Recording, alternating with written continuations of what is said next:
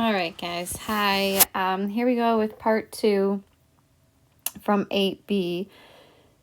So this is doing another chi-square test, the third and final one. This one's called a chi-square test for homogeneity. It is run and looks super similar. It is super similar to the chi-square test for association, also known as independence. But there's just a couple differences on how to distinguish between the two. So the one for independence or association, those get used interchangeably. So also known as association. So you use that test to perform inference for two categorical variables in a single population. So there is a single population, and within that single population, you are finding out two categorical pieces of information about that same population. So there was some examples from back up above or from the full guided notes. But the one that we did was about the U.S. adults, and they asked them where they live, like the region of the country, and then also how close, what's like to extended family do they live, like, or like, was it everybody in their extended family or just some extended family or a little or none, something like that. So then this next one, this chi-square test for homogeneity, it compares the distribution of a single categorical variable for multiple populations or any kind of treatment. We need a different chi-square test for these situations. Fortunately, this test is very similar to the test about the relationship between two categorical variables. So distribution of a single categorical variable for multiple populations or any kind of treatment. All right, so here's the one we're going to tackle together. It's does background music influence what customers buy? One experiment in a European restaurant compared 3 randomly assigned treatments. Okay, so the treatments were in the restaurant, no music, French accordion music, and Italian string music. Under each condition, the researchers recorded the number of customers who ordered French, Italian, and other entrees. The two-way table summarized the data from this experiment.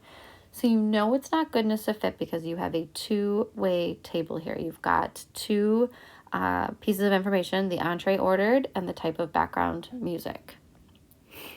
All right, so our hypothesis, we're always going to start off with a statement of no difference. So if you remember, it was no association. And in here, this is going to be a statement of no difference.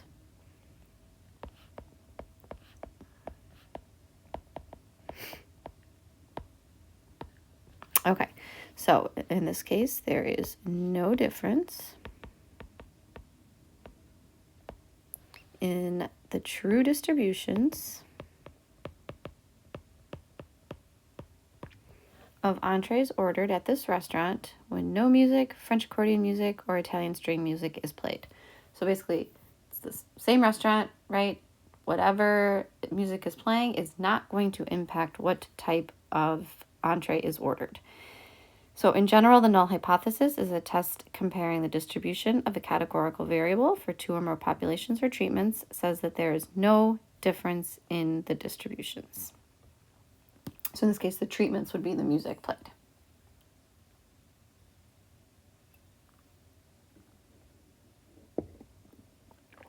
Okay.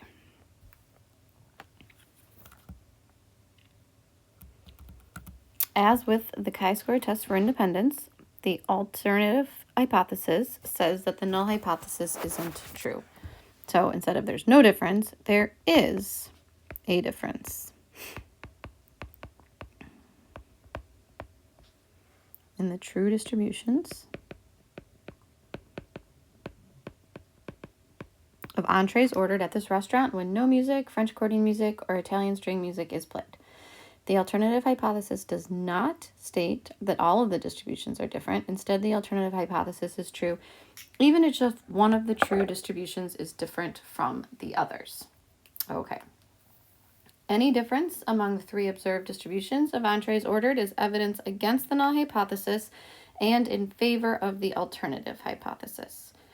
So when we go through and we check our conditions, it's the same as with the test for independence. The three conditions must be met to ensure independence in the data collection and verify that the sampling distribution of the test statistic can be well modeled by a chi-square distribution. The large counts condition is the same as that for the test of independence, but the random and 10% conditions are a little different in the test about the distribution of a categorical variable for two or more populations or treatments. Okay. Let's just go here. We're going to verify that these conditions are met. Okay. So it starts off, researchers randomly assigned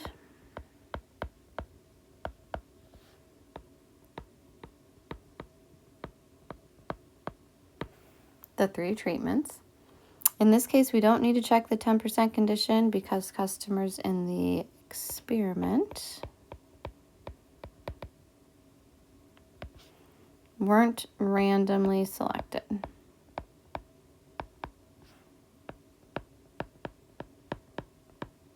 Right? They came into the restaurant and then it was a random assignment of the treatment of music. Large counts, to check the large counts conditions, we need to calculate the expected counts. Okay, so just like before, to get the expected counts, you're going to take the row total, multiply it by the column total, and divide it by the table total, just like we did for independence or association. They're all done for us here. Remember, you type in your observed counts into matrix A, then you run the test, go to test, stat test, then option choice D, or no, sorry, C, I think it is, the chi-square test. And then if you go back to the matrix menu and choose matrix B, it will give you all of these counts. So it says the table below shows the expected counts for the background music experiment because they are all at least 5.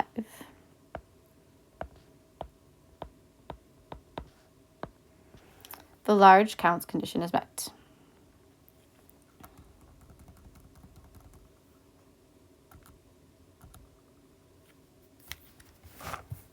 Okay.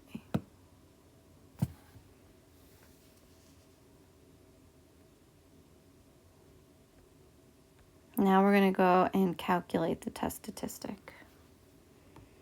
All right, so as with the chi-square test for independence, we use the chi-square test statistic to measure how much the observed counts deviate from the expected counts relative to the expected counts. To calculate the p-value, we use a chi-square distribution with these degrees of freedom, just like we did for the chi-square test for association. So you take the number of rows and you subtract 1, and multiply that by the number of columns subtracted by 1. All right. So here, I'm just going to go in and write the first two and the last.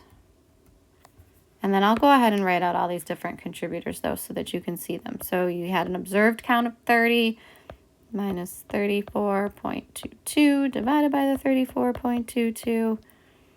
And then, so here are the expected, and then the observed are up here. So we started off by saying no background music is played. The number that ordered French, like a French entree, right? So we'll start with that one.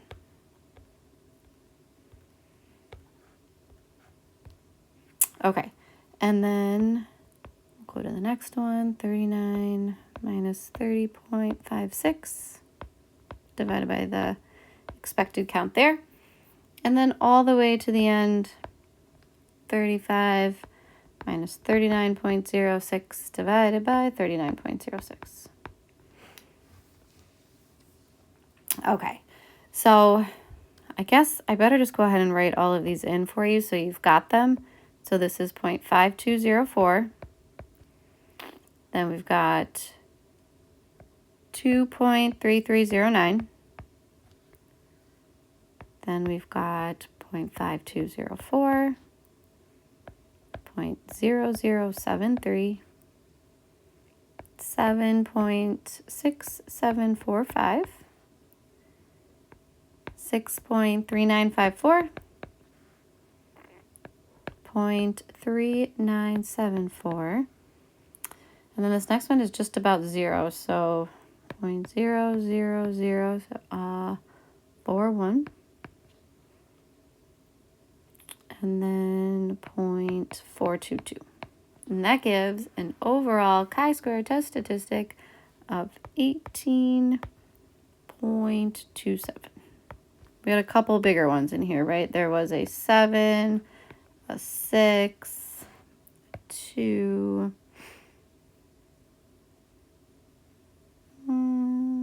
and then the rest must just kind of get you up to the 18.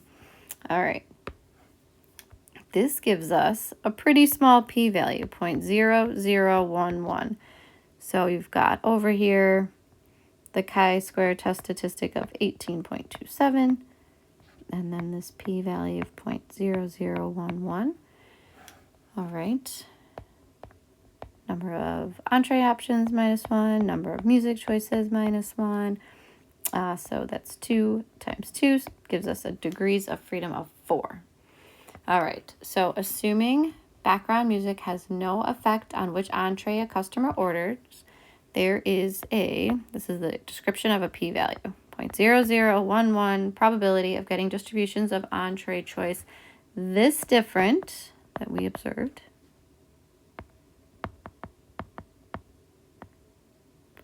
or more different, even further off, just by chance alone.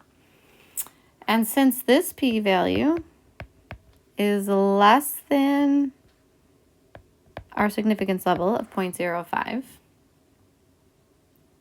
that leads us to reject HO. There is convincing evidence, or enough evidence, of a difference in the true distributions of entrees ordered at this restaurant when no music, French accordion music, or Italian string music is played. So basically the music mattered, right? The music made a difference. Okay, there is a summary of how to get all that, which we just kind of went through it all. Let's see. Okay. So just to tie it all together, the appropriate inference method for testing a claim about the distribution of a categorical variable for 2 or more populations or treatments is the chi-square test for homogeneity. A chi-square test for homogeneity is a significance test of the null hypothesis that there is no difference in the distributions of a categorical variable in the populations of interest or for the treatments in an experiment. So HO will be a statement of no difference. And the alternative is that there is a difference.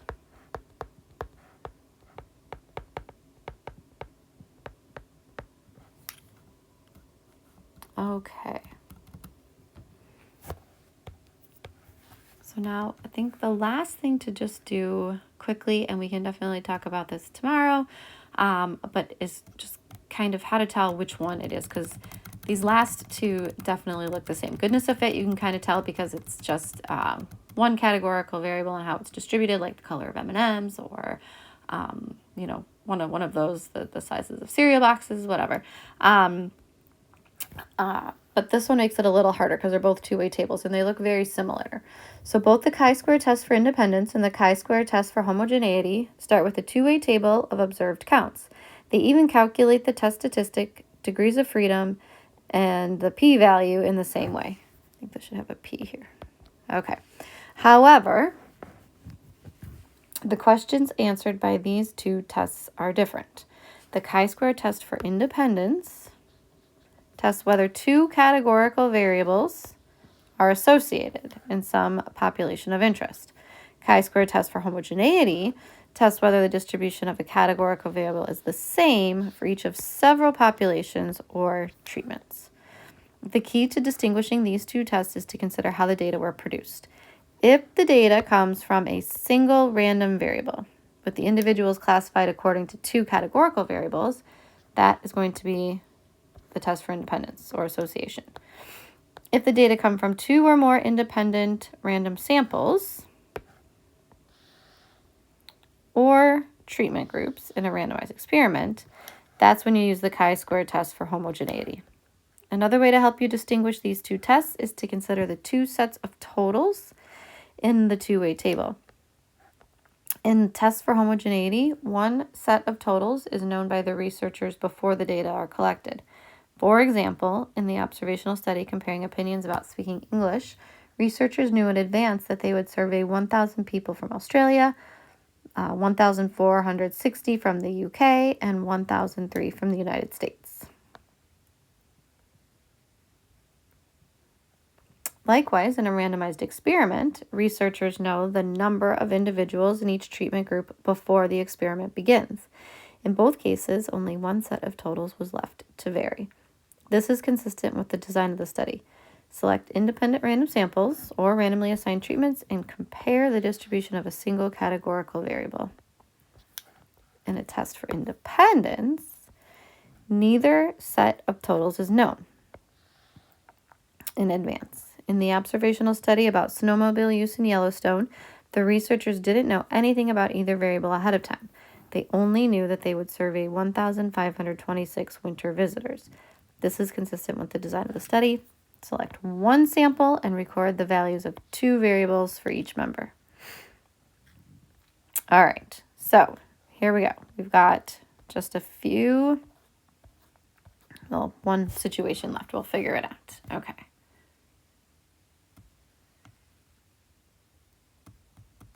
Two researchers asked 150 volunteers to recall the details of a car accident they watched on video. 50 of the volunteers were randomly assigned to respond to the question about how fast were the cars going when they smashed into each other. Another 50 volunteers were randomly assigned the same question, but with the words smashed into replaced by the word hit. Researchers did not ask the remaining 50 volunteers, the control group, to estimate speed at all. A week later, the researchers asked all 150 volunteers if they saw any broken glass at the accident. For the record, there wasn't any. The two-way table summarizes each group's response to the broken glass question. So, if they worded the question smashed into, 16 people said they saw broken glass, 34 said no, for the total of 50. If the question wording was hit, 7 said yes, they saw broken glass, 43 said no, for the total of 50. And if they didn't ask, the control group, they didn't ask them to estimate speed at all, that control group. 6 responded yes, they saw broken glass, 44 no, for a total of 50. Okay, which chi-square test should be used to analyze these data? And then you can explain your reasoning. Okay, so right off the bat, this was an experiment.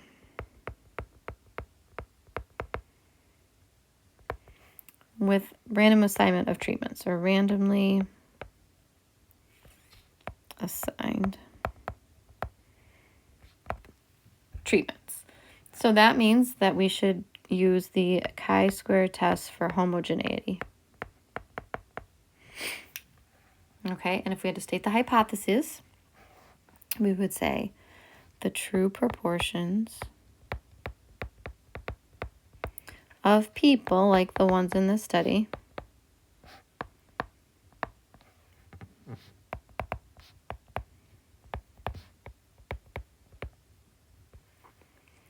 who would say there was broken glass are the same for all 3 treatments, and the treatments being the question wording, smashed into, hit, or the control group. as opposed to the HA, the true proportions of people like the ones in the study.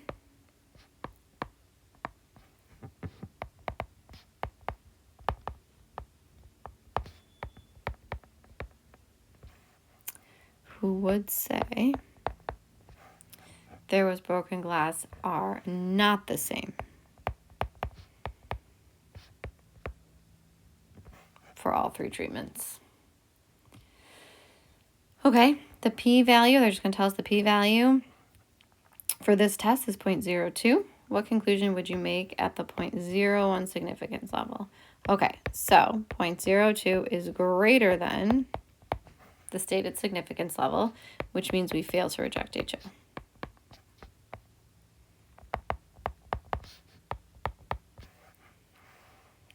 And if we're failing to reject, that means there is not convincing evidence, not enough evidence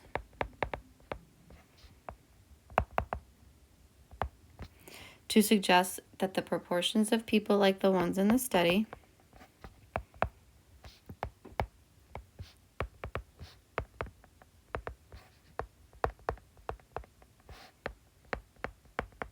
who would say there was broken glass are not the same for all 3 treatments. We can't say that they're different.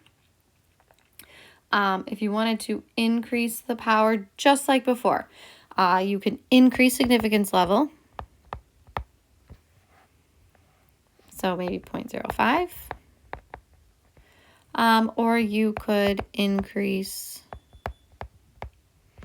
the size of the groups to be bigger than 50. So that's the same as before. All right, hopefully this helps a little bit. I know it's not the same as just going through it all in class, but we will do that tomorrow. All right, guys, thanks for listening to this, and then just go ahead and see how much you can get through on the 8B homework.